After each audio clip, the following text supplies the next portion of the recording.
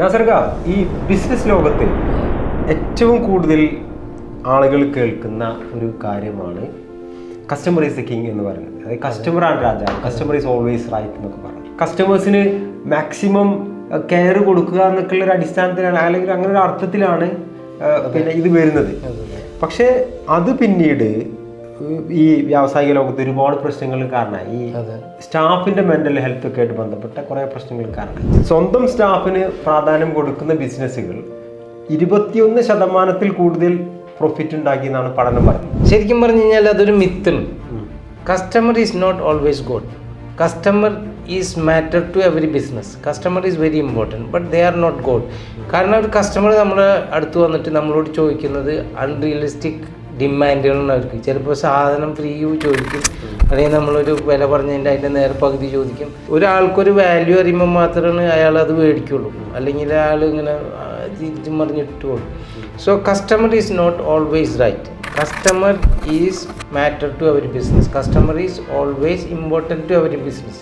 കസ്റ്റമറെ നമ്മൾ ഇമ്പോർട്ടൻ്റ് ആയിട്ട് ട്രീറ്റ് ചെയ്തിട്ടില്ലെങ്കിൽ എന്താണെന്ന് വെച്ച് കഴിഞ്ഞാൽ അവർ പോയിട്ടും ബാഡ് എക്സ്പീരിയൻസ് ആണെങ്കിൽ they will talk to so many people. They will talk to their circle, their relatives, or in the social media they will speak. Even ഒരു customer തലത്തിൽ നമുക്കും അങ്ങനത്തെ എക്സ്പീരിയൻസ് ഉണ്ടായിട്ടുണ്ട്. ഇപ്പം നമ്മുടെ ഫ്രണ്ട് പറയും ഇന്ന ഷോപ്പ് ശരിയില്ല, അല്ലെങ്കിൽ ഇന്ന പ്രൊഡക്റ്റ് ശരിയില്ല എന്ന് പറയും. പക്ഷെ പിന്നീട് നമുക്ക് അത് ഉപയോഗിക്കേണ്ടി വരികയോ അല്ലെങ്കിൽ ആ ഷോപ്പിൽ പോകേണ്ടി ഒരു സാഹചര്യം ഉണ്ടാകുമ്പോൾ അയാൾ പറഞ്ഞത് ശരിയല്ലായിരുന്നല്ലോ എന്നുള്ളൊരു തോന്നല് പലപ്പോഴും എനിക്കുണ്ടായിട്ടുണ്ട്. അപ്പോൾ ഇതിൽ വേറൊരു സൈക്കോളജിക്കലായിട്ടുള്ളൊരു റീസൺ കൂടി ഉണ്ട്. ഇപ്പോൾ ഡണ്ണർ ക്രൂഗർ എഫക്റ്റ് എന്ന് പറയുന്ന ഒരു കാര്യമുണ്ട്. അപ്പോൾ അതിലെന്താണെന്ന് വെച്ച് കഴിഞ്ഞാൽ ആളുകൾ അവർക്ക് ശരിക്കും ഇതിനെക്കുറിച്ച് ധാരണ ഉണ്ടാവില്ല, പക്ഷെ അവരുടെ മനസ്സിൽ എനിക്ക് ഈ വിഷയത്തിൽ ധാരണ ഉണ്ട്, ഞാൻ ഒരുപാട് കോമ്പിറ്റൻ്റ് ആണ് എന്നുള്ളൊരു ധാരണ വരികയും ചെയ്യും. അപ്പം അവർ ഓവർ എസ്റ്റിമേറ്റ് ചെയ്യും കാര്യങ്ങൾ. മനസ്സിലായി? അപ്പോൾ എനിക്ക് ധാരാളമായിട്ട് ഇതിനെക്കുറിച്ച് അറിവുണ്ടെന്ന് പറയും.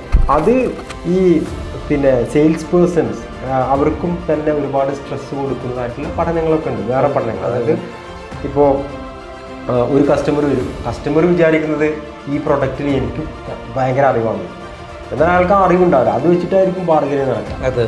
അപ്പോൾ ഒരു ഫൂളിനെ നമ്മൾ കൺവിൻസ് ചെയ്യാന്ന് പറഞ്ഞാൽ ബുദ്ധിമുട്ടല്ലേ? അതെ, കറക്റ്റ്. അപ്പോൾ ആ സ്റ്റാഫ് എന്ത് ചോദിച്ചാൽ അതിലൊരുപാട് സ്ട്രെസ് ചെയ്യും, ഒരുപാട് സ്ട്രെസ് ഔട്ട് ആവും.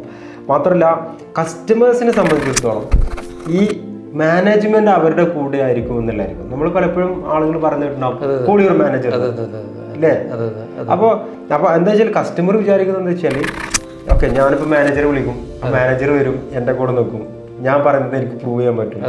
അപ്പം ആ സ്റ്റാഫ് എന്ത് ചെയ്യണം, ഇയാൾ ഇഡിയോട്ടിക്കായിട്ട് സംസാരിക്കുന്നത് പോലും മിണ്ടാതെ കേട്ട് നിൽക്കേണ്ട ഒരു അവസ്ഥ ഈ ഒരു പോളിസി ഉള്ള സ്ഥലങ്ങളിൽ കാണാം. അതാണ് കസ്റ്റമർ സെൻട്രിക് അപ്രോച്ച് എന്ന് പറയുന്നത്. അതായത് ഒരു ബിസിനസ് സ്ട്രാറ്റജി പ്ലാനിങ്ങിൽ കസ്റ്റമർ സെൻട്രിക് ആയിട്ട് ഒരു അപ്രോച്ച് ഉണ്ടാവും. അവർ കസ്റ്റമർ പറയുന്നത് എപ്പോഴും കേൾക്കുള്ളൂ.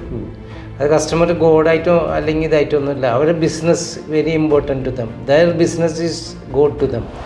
Their business is very important to them. So to safeguard their business, they always support the customers.